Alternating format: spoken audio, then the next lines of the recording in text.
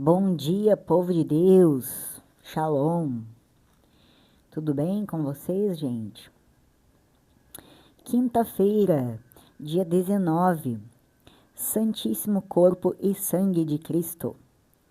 Dia de Corpus Christi. É um dia muito importante para a Igreja Católica. Vamos entender um pouco mais? É uma comemoração, Corpus Christi, que faz parte do calendário da Igreja Católica. E sua criação remonta ao século XVIII. No Brasil, a data é celebrada com um feriado, sempre uma quinta-feira. No dia de Corpus Christi, celebra-se um dos princípios mais importantes do catolicismo, o sacramento da Eucaristia. Corpus Christi acontece sempre 60 dias depois da Páscoa, sendo, portanto, uma celebração móvel. Isso quer dizer o quê? Que ela pode modificar a data. No Brasil, a data não é um feriado nacional, mas muitos estados e municípios determinaram o dia como feriado local. Entre as tradições de Corpus Christi estão as procissões e a confecção de tapetes decorados. O que é o feriado de Corpus Christi? É uma celebração tradicional do catolicismo que aborda um dos sacramentos mais importantes da Igreja Católica, a Eucaristia. Homenageia-se este sacramento, mas celebra-se principalmente a presença de Jesus neste momento. A celebração do Corpus Christi também é conhecida como solenidade do Santíssimo Sacramento do Corpo e do Sangue de Cristo. Essa celebração ocorre sempre depois de 60 dias depois da Páscoa, sendo conhecida por ter suas próprias tradições. Foi estabelecida pela Igreja Católica para celebrar a importância da Eucaristia, sacramento realizado em memória e obediência ao ato de Jesus Cristo durante a última ceia.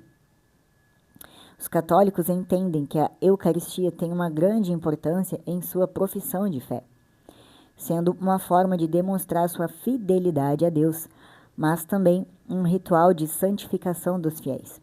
O Corpus Christi ainda celebra o milagre da Eucaristia, chamado pelos católicos de transubstanciação. A transubstanciação, falando de forma mais simples, significa que, embora o pão e o vinho continuem a parecer pão e vinho, a sua essência se transforma na presença real de Jesus Cristo, nosso Senhor. Isso ocorre no momento da consagração, quando o sacerdote, em nome de Cristo, pronuncia as palavras da última ceia. Isto é o meu corpo, e este é o cálice do meu sangue. A transubstanciação é vista como um mistério de fé, não algo que pode ser explicado pela razão ou pela ciência, mas que se crê pela fé. A Igreja Católica acredita que, através da transubstanciação, Jesus se torna verdadeiramente presente na Eucaristia, oferecendo-se como alimento espiritual e unindo os fiéis a ele. Em resumo, a transubstanciação é a crença de que durante a Eucaristia o pão e o vinho se transformam na substância do corpo e sangue de Cristo, mantendo suas aparências externas. Voltando para a explicação, a comemoração do Corpus Christi faz parte do calendário tanto da Igreja Católica como de algumas igrejas anglicanas. A data não é comemorada por cristãos ortodoxos nem pelos protestantes. No Brasil, em decorrência da grande tradição católica, a comemoração da data é acompanhada por algumas práticas que foram consolidadas aqui por meio da influência dos portugueses. Então, o significado é uma expressão Corpus Christi, é uma expressão originária do latim e, em tradução para o português, significa corpo de Cristo. Desse modo, o nome escolhido para esta comemoração já sugere o seu significado, uma homenagem à Eucaristia. Esse sacramento do catolicismo é realizado como uma forma de relembrar a morte e ressurreição de Jesus Cristo. A celebração ocorre para celebrar Jesus Cristo e a aliança que ele fez com a humanidade. Além de celebrar e exaltar a sua presença nesse sacramento por meio do pão, que simboliza o corpo de Cristo, e do vinho, que simboliza o sangue de Cristo, a homenagem à Eucaristia, serve para lembrar que os fiéis estão em obediência a Jesus, uma vez que mantém o costume em memória de Jesus, assim como ele ordenou na última ceia. Tá? Não é um feriado nacional, muda de data, porque com base nos critérios utilizados para definir a data da Páscoa, portanto, como a Páscoa é uma data móvel, Corpus Christi também é. E é porque depende da data da Páscoa para ser celebrado. Então, um depende do outro, tá, gente? Depois, que mais que temos de importante? A origem, tá? Do dia de Corpus Christi. A origem da comemoração desta data remonta ao século XVIII, oficialmente em 1264, durante o pontificado de Papa Urbano IV, Papa da Igreja de 1261 a 1264. A criação de uma comemoração em homenagem ao sacramento da Eucaristia foi resultado da influência dos relatos de Juliana de Montcornillon, uma freira belga que nasceu nas proximidades da cidade de Liege em 1193. Conforme os relatos sobre Juliana de Montcornillon indicam que ela dizia ter durante anos visões e sonhos que traziam uma mensagem divina acerca da importância de se criar uma festa que comemorasse de maneira apropriada o sacramento da Eucaristia. Esses relatos influenciaram inicialmente Roberto de Thorold, bispo da diocese de Liege, que autorizou a realização de uma comemoração para 1247. O bispo de Thorold nunca chegou de fato a presenciar a comemoração, pois acabou falecendo antes disso. No entanto, os relatos de Juliana impactaram outra pessoa em Liege, o arcediago Jacques Pantaleon. Esse arcediago nasceu em Troyes, na França, e em 1261 seria entronizado papa, sob o nome de Urbano IV, que, conforme mencionamos, foi o responsável por oficializar a criação desta celebração. Além desses relatos, outro acontecimento narrado sensibilizou o Papa a criar o Corpus Christi. Os relatos afirmam que em 1264, um sacerdote da Boêmia chamado Pedro de Praga foi a Roma para se encontrar com Urbano IV. Durante seu retorno à Boêmia, Pedro de Praga deteve-se em Bolsena e lá realizou o sacramento da Eucaristia. Durante o sacramento, conta-se que sangue começou a verter da hóstia consagrada. Este suposto milagre ficou conhecido como o milagre de Bolsena, e seu relato rapidamente se espalhou, alcançando o próprio Papa, que pouco tempo depois oficializou a criação do Corpus Christi. Aos poucos, a festa difundiu-se por outras localidades da Europa. Corpus Christi teve sua importância ratificada e práticas comuns à festa foram criadas com o passar do tempo. As tradições do Corpus Christi são montagem de tapetes, algumas fazem procissões, já outros fiéis optam por ir à missa de celebração. O Senhor os alimentou com a flor do trigo e com o mel do rochedo os saciou. Ao Senhor eu peço apenas uma coisa, e é só isto que eu desejo: habitar no santuário do Senhor por toda a minha vida. Em nome do Pai, do Filho e do Espírito Santo. Nosso bom Jesus, envia o Teu Espírito Santo para que nos acompanhe na leitura. Sem me estender muito hoje, Pai Santo, peço que o Espírito Santo sempre nos ilumine, nos indique o caminho, sempre nos mostre a verdade. Rogai por nós, Santa Virgem de Pentecostes. Graças ao Arcanjo Miguel, a todos os anjos e santos do Senhor. Amém. Em nome do Pai, do Filho e do Espírito Santo. Não posso hoje me estender muito em nada, meu povo, porque tem mais de uma leitura. Então vamos para a primeira leitura. A palavra de Deus que ouviremos nos motiva a contemplar o mistério da nova aliança celebrada na Eucaristia e revela o desejo de Jesus de que todos tenham o alimento diário. Primeira leitura, você vai pegar Gênesis, no capítulo 14, do 18 ao 20.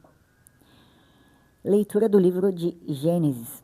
Naqueles dias, Melquisedeque, rei de Salém, trouxe pão e vinho, e como sacerdote do Deus Altíssimo, abençoou Abrão, dizendo: Bendito seja Abrão pelo Deus Altíssimo, Criador do céu e da terra. Bendito seja o Deus Altíssimo que entregou teus inimigos em tuas mãos. E Abrão entregou-lhe o dízimo de tudo. Palavra do Senhor. Agora vamos para a explicação bíblica primeiramente. Então você vai pegar a sua Bíblia, seu aplicativo que você tiver para você aprender. Lá no capítulo 14, versículo 18, em Gênesis, tá? Melquisedeque, versículo 18. Melquisedeque, cujo nome significa rei da justiça, de justiça. Lá você vai ver em Hebreus, capítulo 7, versículo 2. Tinha 2 títulos. Ele era rei de Salém, literalmente rei de paz, sendo um outro nome para a vizinha Jerusalém. O sacerdote do Deus Altíssimo, Abrão, considerou Melquisedeque, que é a primeira pessoa na Bíblia a ser chamada de sacerdote, como uma pessoa que exercia o ofício sacerdotal da parte de Yahvé, porquanto ele equiparou o título Deus Altíssimo com o Senhor. O escritor de Hebreus traçou paralelos importantes entre Melquisedeque e Jesus Cristo. Você vai ver em Hebreus capítulo 5, versículo 6, capítulo 7, versículo do 1 ao 28. Jesus é o supremo rei de justiça e paz, e o sumo sacerdote ideal, que ofereceu o supremo sacrifício, que foi suficiente para sempre pelos pecados do mundo inteiro. Esse daqui é o versículo 18. No versículo 19, quando Melquisedeque abençoou Abrão, ele estava executando aquela que se tornaria a principal função tradicional dos sacerdotes. Você vai ver em Números, no capítulo 6, versículo 23, e em Deuteronômio, capítulo 10, versículo 8. Abrão foi abençoado em nome do Deus Altíssimo, a quem ele confessou ser Criador dos céus e da terra. No versículo 20, em uma construção que se assemelhou à sua bênção para Abrão, Melquisedeque também bendisse o Deus Altíssimo, por causa dos atos salvadores que ele realizou. O sacerdote delicadamente lembrou a Abrão de que sua recente vitória foi realmente obra de Deus. O Senhor entregou os inimigos a Abrão. O primeiro ato registrado de dízimo ocorreu neste episódio, quando Abrão deu ao sacerdote o dízimo de saque que ele conquistara dos reis mesopotâmicos. O dízimo de Abrão antecipa o dízimo de Israel a Deus. Você vai ver em Levítico, capítulo 27, do versículo 32, Números, capítulo 18, do versículo 21 ao 30, e Mateus, capítulo 23, versículo 23.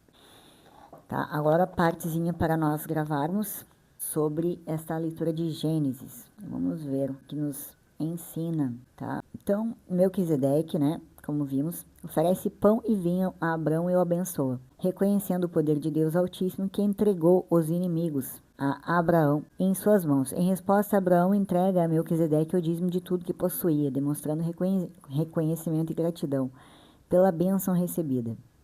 Então, o significado para a fé católica: reconhecimento de Deus, primeiramente como Senhor.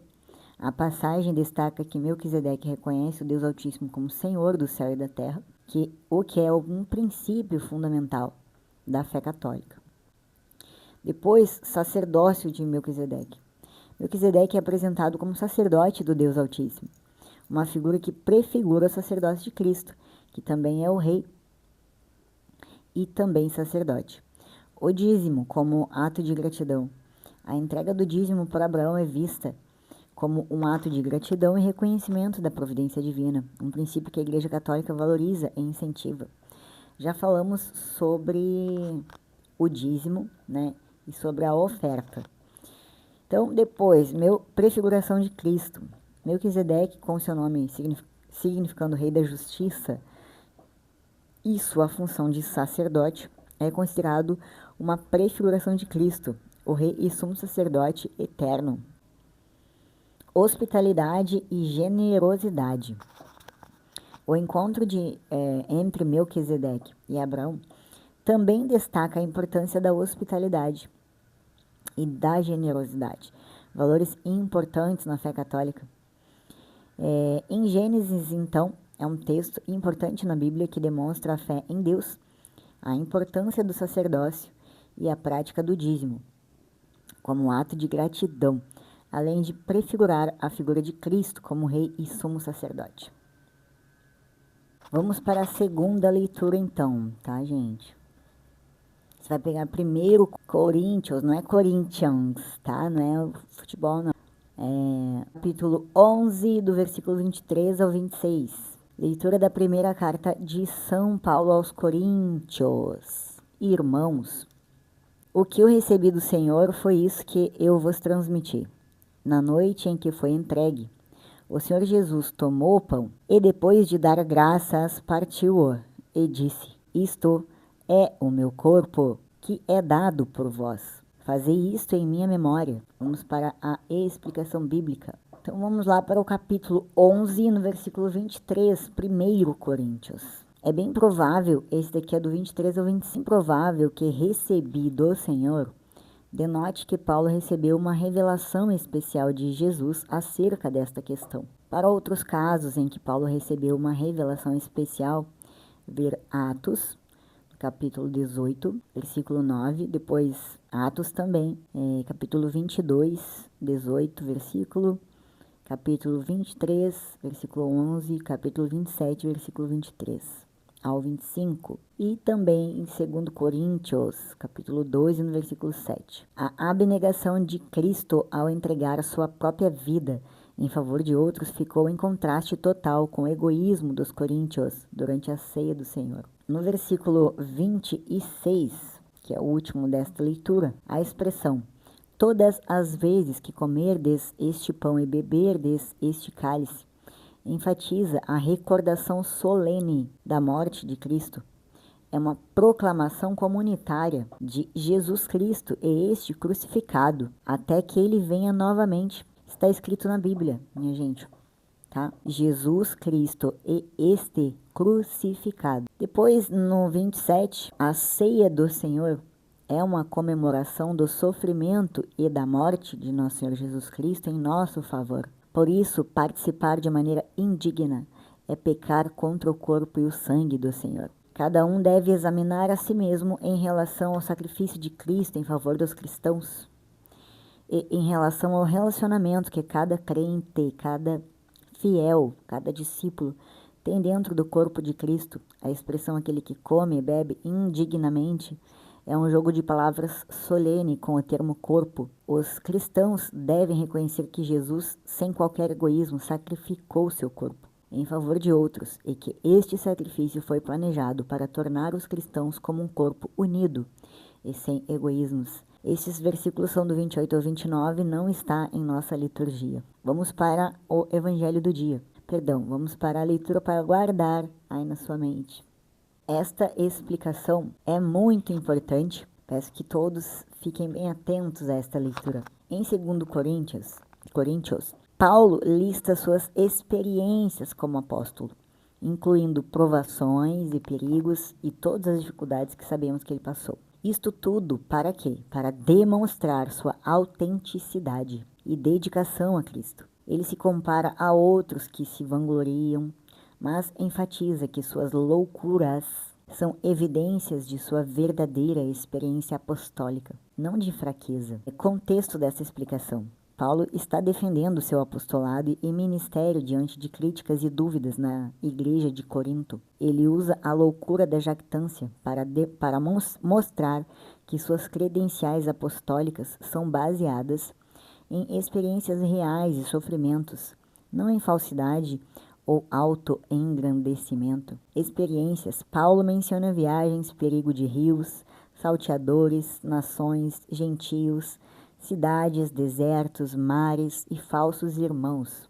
Ele também fala de trabalhos árduos, noites sem dormir, fome, sede e jejuns. Comparação. Ele se compara a outros que se vangloriam de suas realizações, mas Paulo afirma que suas loucuras são provas de sua dedicação a Cristo. Ele está disposto a ser considerado louco para que a verdade sobre Cristo seja revelada. Muitos são, né, minha gente? Muitos são considerados loucos. Por isso que eu já falei para vocês, eu não, né, minha gente? Está na Bíblia. A sua fé é individual, você creia na sua fé. Creia naquilo que Jesus Cristo te mostra, né? Porque a experiência com o nosso Senhor Jesus Cristo é individual, é pessoal, né? Autenticidade. As experiências de Paulo são apresentadas como evidências de sua autenticidade como apóstolo, mostrando que ele sofre por Cristo e está disposto a enfrentar perigos e dificuldades por causa do Evangelho. Essa passagem destaca a importância de examinar a vida e o ministério de líderes religiosos, buscando sinais de autenticidade e frutos do Espírito Santo, não apenas aparências e palavras. Que isso fique muito bem claro, a importância de examinar a vida e o ministério de líderes religiosos. No caso, hoje, atualmente, seriam quais esses líderes? Padres, bispos, arcebispos, né? Tantos aí com tantas honrarias, tantos numa escala hierárquica, né? Temos sim que buscar sinais de autêntico amor ao nosso Senhor Jesus Cristo nestes, né? E não só interesses pessoais, né? E também os frutos do Espírito Santo, e se esses frutos realmente vêm do Espírito Santo, né? E não de fontes da onde vem o din-din. Mas realmente se isto vem do Espírito Santo, Deus aprova, se Deus abençoa. Porque Jesus Cristo já falou que aqui nós teríamos dificuldades. Então, se esses líderes religiosos não têm dificuldades, né, se eles conseguem as coisas facilmente, é um outro meio pelo qual você deve também pensar, refletir. Os frutos deste Espírito Santo, deste sacerdote, desses líderes, são de fato autênticos, não são apenas aparências, né, ou palavras, ou só questão de interesse pessoal. Paulo mostra-se vulnerável e autêntico defendendo seu ministério através da descrição de suas experiências e sofrimentos e contrastando-os com a vaidade e falsidade de outros. Vamos para o Evangelho do dia. Evangelho de Lucas, você vai pegar a sua Bíblia lá no capítulo 9, do versículo 11 ao 17. Eu sou o pão vivo descido do céu. Quem deste pão come sempre há de viver. Proclamação do Evangelho de Jesus Cristo segundo Lucas. Naquele tempo, Jesus acolheu as multidões, falava-lhes sobre o reino de Deus e curava todos os que precisavam. A tarde vinha chegando.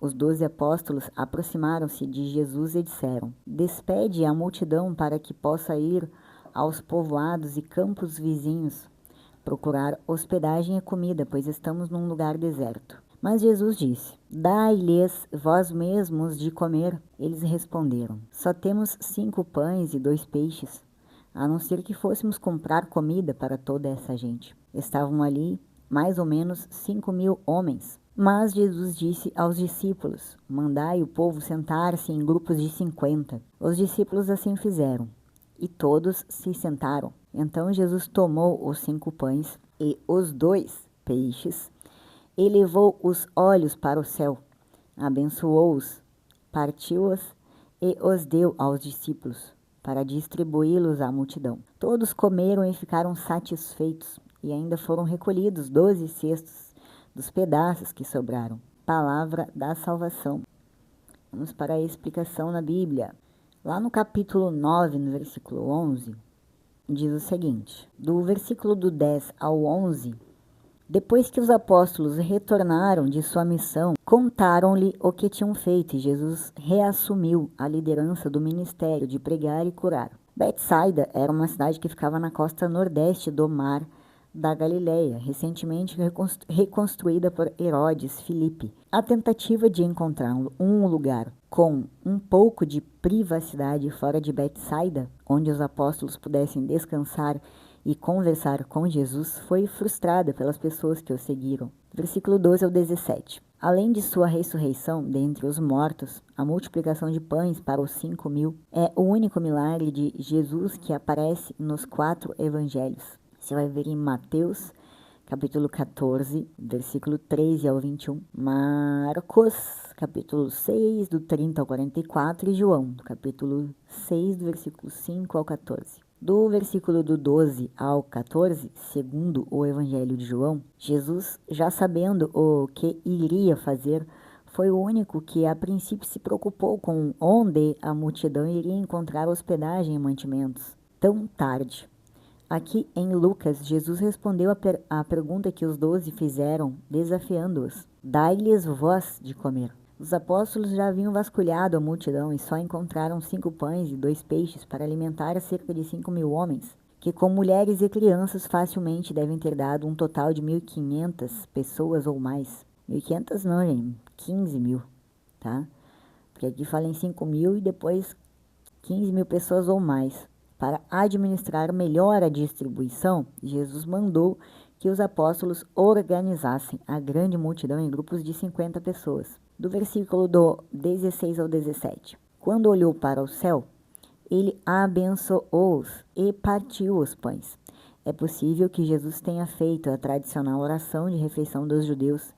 Bendito és tu, Senhor nosso Deus, Rei do universo, que da terra fazes vir o pão. O milagre da multiplicação de pães e peixes aconteceu nas mãos de Jesus, quando ele partiu os alimentos e foi entregando, deu-os, para os discípulos distribuírem. No final, parece que cada apóstolo recolheu um cesto cheio de pedaços que sobraram. Mesmo depois de alimentar milhares de pessoas, os judeus eram obrigados a recolher pedaços de comida que caíssem durante as refeições. Agora vamos gravar os principais temas da nossa memória. Então, minha gente, lá em Lucas, no capítulo do 11 ao 17, capítulo 9, do versículo 11 ao 17. Contexto: Jesus estava pregando e curando a multidão em um lugar deserto. Desafio: os discípulos, vendo a multidão cansada e faminta, sugerem que Jesus a dispense para que procure comida e abrigo nas aldeias próximas. Resposta de Jesus: Jesus, em vez de dispensar a multidão, desafia seus discípulos a alimentá-la, mostrando que Deus pode usar o pouco que temos para realizar grandes feitos. Ato de partilha: os discípulos, obedecendo a Jesus, distribuem os 5 pães e 2 peixes entre a multidão. Milagre da multiplicação: milagrosamente todos comem até se fartarem e ainda sobram 12 cestos com pedaços. Significado teológico: poder de Deus. O milagre demonstra o poder ilimitado de Deus para suprir as necessidades do seu povo. Partilha: a passagem incentiva a partilha. A generosidade, mostrando que Deus pode multiplicar o pouco que temos quando o compartilhamos com os outros. Confiança em Deus: a passagem nos ensina a confiar na provisão divina e a não limitar o poder de Deus com nossas próprias limitações. Eucaristia: a Igreja Católica interpreta este evento como uma prefiguração da Eucaristia, onde Jesus se torna o pão da vida e alimenta espiritualmente seus seguidores. A multiplicação dos pães e peixes é um episódio bíblico que ilustra o poder de Deus, a importância da partilha e a confiança na provisão divina, além de ser uma prefiguração da Eucaristia na fé católica. Agora, para ficar de reflexão, vou usar a própria liturgia para que possamos refletir sobre este tema, a importância do mesmo, né? Para os católicos é muito importante o dia de Corpus Christi. Quando fazemos adoração ao Santíssimo Sacramento, nós acreditamos que sim, é a própria pessoa de Jesus Cristo que está ali presente, e este corpo e sangue são sim alimentos espirituais, que nos mantém sempre firmes no mesmo propósito e nas promessas de nosso Senhor Jesus Cristo. Então, as pistas para a reflexão: Rei de Salém, sacerdote do Altíssimo, Melquisedeque oferece pão e vinho e abençoa Abrão. Pão e vinho são dons dos mais preciosos para o ser humano. São seu sustento. Paulo nos deixa o mais antigo documento sobre a última ceia. O corpo designa a própria pessoa e o sangue é resultado da vida tirada com violência. Na Eucaristia é o próprio Cristo que se oferece como vítima. Toda vez que a celebramos, rememoramos a paixão e morte de Cristo. A multiplicação dos pães é sinal do tempo messiânico, marcado pela concretização do reinado de Deus, pleno de fartura e comunhão. O pão partilhado é um pão abençoado, pois sacia a fome de uma multidão de famintos. Meus irmãos, esta é a palavra do dia. O sangue e o corpo de Cristo, Filho de Deus vivo, que pedistes que celebrássemos a Eucaristia em vossa memória. A fé da igreja, renovar a igreja, este ano jubilar, para que seja sempre mais vossa fiel testemunha. Nós vos pedimos, Cristo, sacerdote da eterna aliança, que confiastes aos sacerdotes a oferenda da Eucaristia, concedei-lhes permanentemente viver o que celebram no sacramento. Nós vos pedimos, Cristo, pão da vida eterna, que dissestes, dai-lhes vós mesmos de comer, tornai nossa sociedade sensível à realidade dos que vivem na pobreza. Estes são alguns pedidos nas preces. Estes são alguns pedidos nas preces. E Cristo, que abençoastes os pães e os peixes para saciar a fome dos necessitados, concedei que sejamos sinais de consolação para os doentes, de perdão para os pecadores e de coragem para os desanimados. Nós vos pedimos que Jesus Cristo atenda as nossas preces, a prece do corpo, da igreja. Meus irmãos, esta é a leitura hoje do dia do nosso estudo bíblico. Amanhã voltaremos com mais entendimento, mais conhecimento. E o mais importante, a prática. Que essa leitura tenha sido de boa valia e que sirva para a sua vida, para o que você estiver passando. Amém? Shalom Aleichem. Amanhã voltaremos com a graça de nosso Senhor, bom Deus.